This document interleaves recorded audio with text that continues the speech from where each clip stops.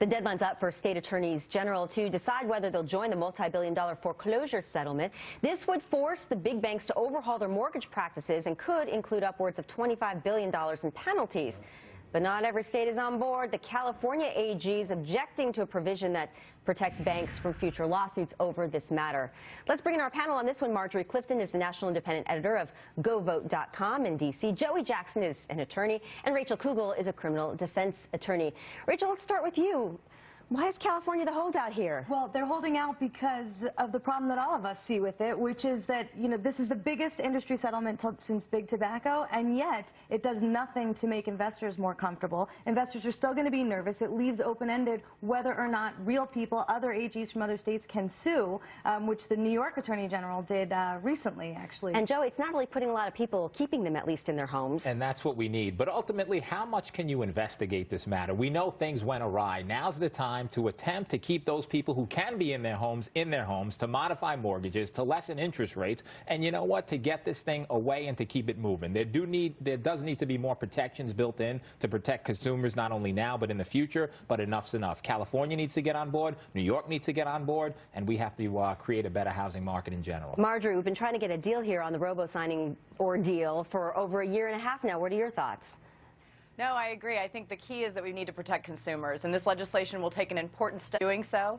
But more importantly, I think that it means that they can't be foreclosing upon a consumer at the same time while they're negotiating their new mortgage terms. I mean, the reparations won't do much to pull people who have already been foreclosed upon, but I think it will make headway.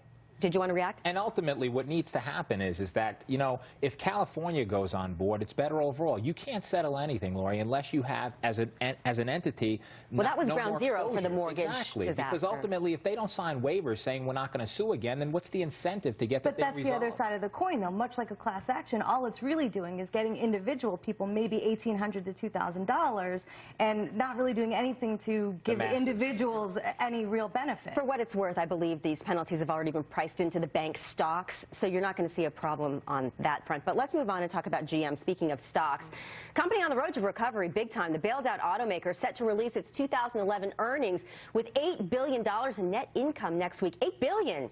Not to mention the company's estimating a $10 billion profit for the year. This after having a major presence in last night's Super Bowl. Marjorie, we'll start with you for this one. I mean, how does it make you feel hearing that GM is so successful all of a sudden when, as taxpayers, we still own a considerable portion of them? Well, we own 26%, according to what everyone's reporting. And I think actually this is actually a big win for the Obama administration.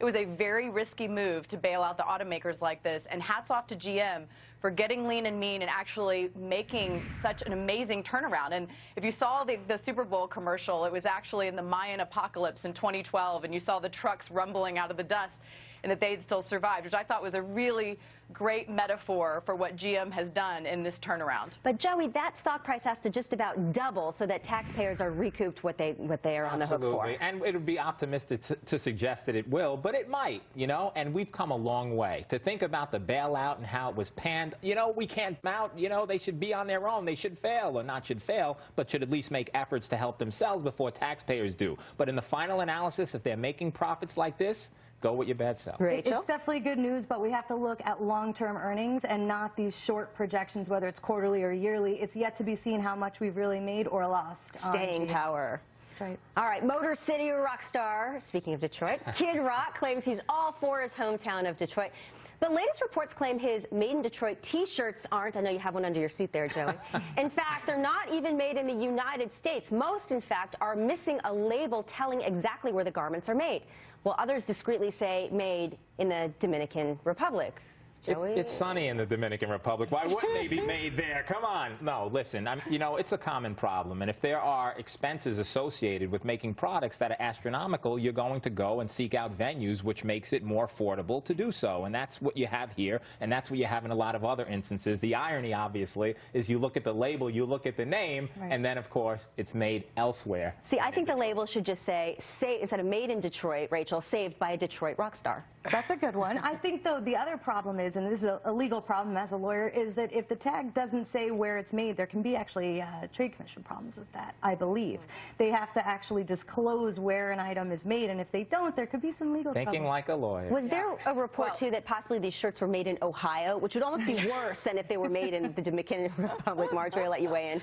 Yeah, no, and I think the hypocrisy when it comes to retail always exists, and this is always a problem. Now, the interesting thing was that Chinese chopsticks, the ones that are actually used in China, are made in a factory about 2 hours south of Atlanta, which I thought was really interesting. So we're seeing on the flip side as well, it's now becoming very trendy for the Chinese to wear made in America clothes. So maybe there's hope for us still. Okay, so all's fair in love and war. Guys, Marjorie, Joey, and Rachel, you guys are sticking around for our next segment. So when we return, one World Bank, the names of defaulters in the papers shaming them.